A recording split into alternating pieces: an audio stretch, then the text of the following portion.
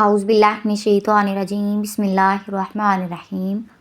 شروع اللہ کے نام سے جو بڑا مہربان نہایت رحم والا ہے۔ ویڈیو دیکھنے اور سننے والے ناظرین کو السلام علیکم۔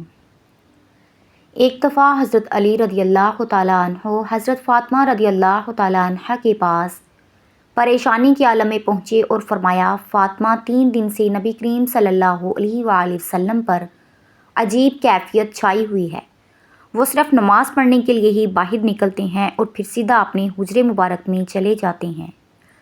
کسی سے بھی کوئی بات نہیں کرتے۔ آپ ان کی لاڈلی بیٹی ہیں، ان سے جا کر بات کریں اور جا کر معلوم کریں آخر کیا حالات ہیں، کیا ماجرا ہے۔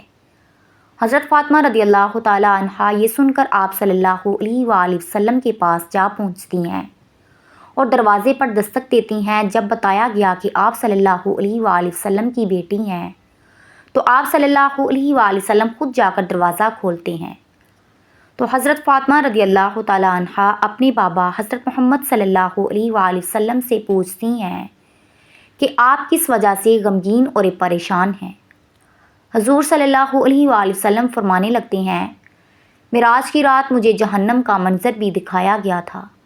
میں نے اس میں 6 عورتوں کو عجیب طریقے کے عذاب میں مبتلا دیکھا، اسی وجہ سے اپنی امت کے غم میں مبتلا ہوں۔ حضرت فاطمہ نے عرض کی، یا رسول اللہ، آپ نے جہنم میں کن عورتوں کو دیکھا ہے؟ تو آپ صلی اللہ علیہ وآلہ وسلم فرمانے لگے، میں نے ایک عورت کو دیکھا جس کو اس کی زبان کے ذریعے جہنم میں لٹکایا گیا تھا، کیونکہ وہ عورت دوسروں کی غیبت کرتی رہتی تھی، لوگوں کو طعنے دیتی اور گالیاں نکالتی تھی۔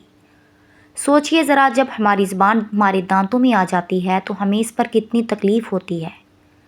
اس کے بعد حضرت فاطمہ رضی اللہ تعالیٰ عنہ پوچھتی ہیں کہ دوسری عورت کون تھی جو آپ نے دیکھی؟ نبی کریم صلی اللہ علیہ وآلہ وسلم نے ارشاد فرمایا، فاطمہ، میں نے ایک دوسری عورت کو دیکھا، اس کے سینے کے دونوں پستوں کو ایک سوراخ میں ڈالا گیا تھا اور اسے اسی سوراخ کے سہارے جہنم میں لٹکایا گیا تھا۔ استغفر اللہ۔ کوئی اندازہ بھی لگا سکتا ہے کہ عورت اس حال میں کیسی لگتی ہوگی، اور اس تکلیف کا اندازہ بھی کوئی لگا سکتا ہے کہ چھاتیوں کے بل لٹکی گئی عورت کس قدر تکلیف میں ہوگی۔ جس پر حضرت فاطمہ رضی اللہ تعالیٰ عنہ فرماتی ہیں کہ اس عورت کا گناہ کیا تھا؟ تو حضرت محمد صلی اللہ علیہ وآلہ وسلم فرمانے لگتے ہیں، وہ ایک ایسی عورت تھی جو خود پر غیر مردوں کو قابو دیتی تھی اور زنا کرتی تھی اور اپنا سینہ لوگوں سے نہیں چھپاتی تھی۔ پھر حضور صلی اللہ علیہ وآلہ وسلم نے تیسری عورت کے بارے میں بتایا جو جہنم کے عذاب میں مبتلا تھی۔ آپ نے فرمایا کہ تیسری عورت اپنے بالوں کے ذریعے جہنم میں لٹکائی ہوئی تھی۔ پوچھنے پر آپ صلی اللہ علیہ وآلہ وسلم نے بتایا کہ وہ لوگوں سے پردے کا خیال نہیں کرتی تھی اور ننگے سر ہی بازار میں گھومتی پھرتی تھی۔ میری بہنوں، ذرا اندازہ لگاؤ کہ اگر سل کا بال بچہ بھی کھینچے تو کس قدر تکلیف ہوتی ہے اور کتنا غصہ آتا ہے، اور اگر بالوں کے ذریعے ہی لٹکایا جائے گا تو کیا حال ہوگا۔ اللہ اکبر، استغفر اللہ۔ پھر ایک چوتھی عورت کے متعلق آپ صلی اللہ علیہ وآلہ وسلم نے ارشاد فرمایا کہ میں نے اس حال میں دیکھا کہ اس کے دونوں پیر سینے سے بندھے ہوئے ہیں اور دونوں ہاتھ سر سے بھرے ہوئے ہیں۔ اس کے بارے میں آپ صلی اللہ علیہ وآلہ وسلم نے ارشاد فرمایا، یہ عورت وہ تھی جو دنیا میں جنابت اور حیض سے پاک صاف ہونے کا خیال نہیں رکھتی تھی۔ دوستو، صفائی تو نصف ایمان ہے، اس لیے تو اسے ایمان کا آدھا حصہ قرار دیا گیا ہے۔ پھر حضور صلی اللہ علیہ وآلہ وسلم نے فرمایا، 5ویں عورت وہ تھی جس کا چہرہ خنزیر کا بنا ہوا تھا اور اس عورت کے جسم کا کچھ حصہ جانور کا بنا ہوا تھا۔ یہ جانور نما عورت وہ عورت تھی جو کہ جھوٹ، چغل خوری اور غیبت سے کام لیتی تھی۔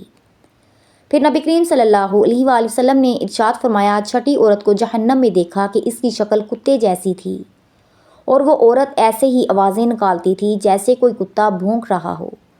آگ اس کے منہ سے داخل ہوتی تھی۔ پوچھا گیا، یا رسول اللہ صلی اللہ علیہ وسلم، اس نے کون سا گناہ کیا تھا؟ آپ نے فرمایا، اس کے اندر حسد بہت زیادہ تھا۔ اللہ پاک ہمیں بھی پاک صاف رہنے اور زنا سے بچنے کی توفیق عطا فرمائے، آمین ثم آمین۔ ہم لوگ دنیا کے چکر میں اپنی آخرت بھول جاتے ہیں اور اس طرح کے گناہ انسان کر بیٹھتا ہے کہ آخرت میں ان کا عذاب اس کے گلے کا توق بن جاتا ہے۔ اللہ پاک ہم سب کو اس طرح کے تمام عذاب سے محفوظ رکھے اور سیدھے راستے پر چلنے کی توفیق عطا فرمائے۔